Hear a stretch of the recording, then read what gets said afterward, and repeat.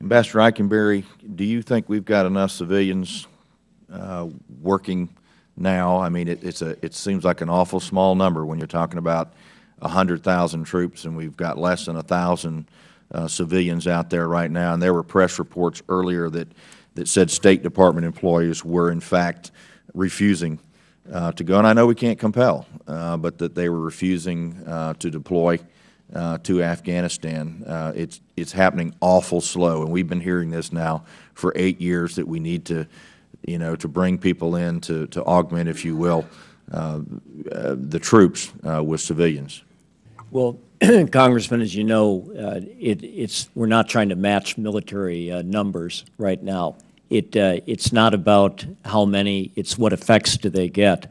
When you're talking about on the other hand, though, when we talk about the growth of our civilian presence in Afghanistan, I have to tell you it's been extraordinary. The military organizes with units like companies and battalions and brigades, and they deploy large units. When we're talking about individuals, when we're talking about civilians, we're talking about an individual agricultural specialist. We're talking about an individual from the Federal Bureau of Investigation. So against that, now if we do look at the buildup of civilians that have occurred over the past 12 months, or soon by the end of January of next year, over a 12-month period, we'll have had a threefold increase of civilians on the ground in Afghanistan. By military standards, a threefold increase is extraordinary, and it's even more extraordinary for civilians.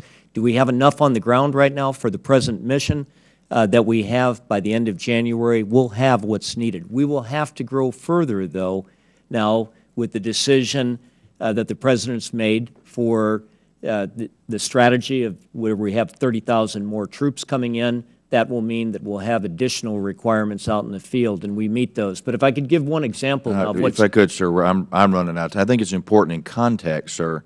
You talk about a threefold increase. That's only to 970 plus. I mean, it is not that large of an increase. And, if we need civilians to get in there, we need civilians to get in there. Congressman, if I could, let me give you an example of civilian effects that we're achieving. Right now in Helmand Province, where General McChrystal's forces are operating, in one district in Helmand Province, we have one agricultural expert that's operating there. He is leveraging then an organization of several hundred Afghans who are implementing, and they are providing then for the voucher program of agricultural assistance for some 14,000 Afghan farmers. I want to emphasize that one well-placed civilian in Afghanistan gets tremendous effects. We're not talking about the need for tens of thousands of civilians. Thank the gentleman. Mr. Lubs.